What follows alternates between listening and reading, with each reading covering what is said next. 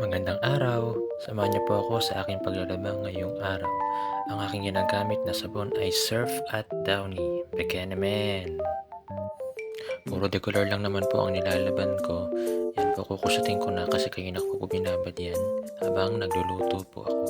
Yan. Mga ilang piraso lang naman po yan, mga panlakad ko at mga pang araw-araw. Yan. Grito pa lang po yata ako nung natuto na ako maglaba. At yun nga, pinag-iwalay ko lagi ang decolor sa puti. At kadalasan, ilang naman po ang dinalaman ko. Dahil po nagtatrabaho sa mga ginagamit ko naman pantrabaho. Yan po, after ko pong sabunin to, magluluto muna po ako ng ulam habang binababad ko po sila sa tubig muna.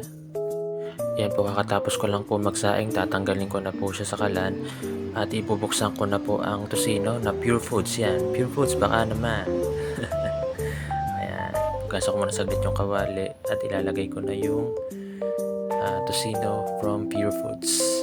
Masarap siya mga kapatid. Malinamnam tsaka malambot. Siyempre, lalagyan natin siya ng tubig. Papakuluan muna natin siya bago natin siya tuluyang iprito sa mantika. Yan. Habang pinapakuluan po natin siya, tuloy po muna natin ang paglalaba.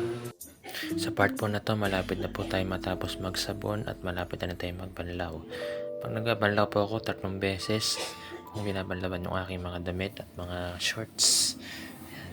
Babalikan muna po natin yung pagluluto at kumukulo na po siya. Yan, hiwain ko na po siya para mas maluto pa po yung mga nasa loob-loob niya hanggang sa matuyo yung tubig at ipiprito na sa mantika. Hiwa-hiwa lang siya guys. Malambot siya, malambot. Maganda talaga yung Pure Foods, iba yung quality niya. Tatapusin lang natin ang paghihiwa at yung tubig niyan ipapatuyuin pa natin sa kawali dahil hindi pa siya tapos talaga. So yan, lagay na natin siya para matapos na. Habang pinapakuluan ay maglalaba tayo ulit para magbanlaw na. Ito na ang time na paglalaba. 3 beses ko itong babanlawan. Depende pa rin sa trip nyo kung gaano nyo mabilis lalaban yung mga damit nyo. Lalo na sa aming mga lalaki, mabilis talaga kami maglaba. Alam nyo na yun. Ayan. Parang ginagawa ko na itong libangan kasi twice a week ko itong ginagawa ang paglalaba sa bahay. Marami din kasi ako mga damit at ayoko rin natatambakan talaga ako. Babalikan na natin yung niluluto ko at baka masunog na. Ayan guys, piniprito na natin siya sa mantika. At ito na ang ating finished product ng tocino. Malinamnam at masarap, malambot. Yan, tocino. At ito na nga guys, magbabanlaw na tayo sa Downy. Ibababad na natin yung mga damit.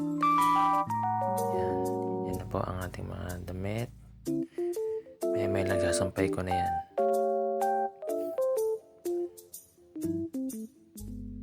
Yan guys, tapos na tayo maglaba at saka magluto. Sana nagustuhan niyo yung video ngayon. Follow and share mga kapatid. Salamat. Thank you.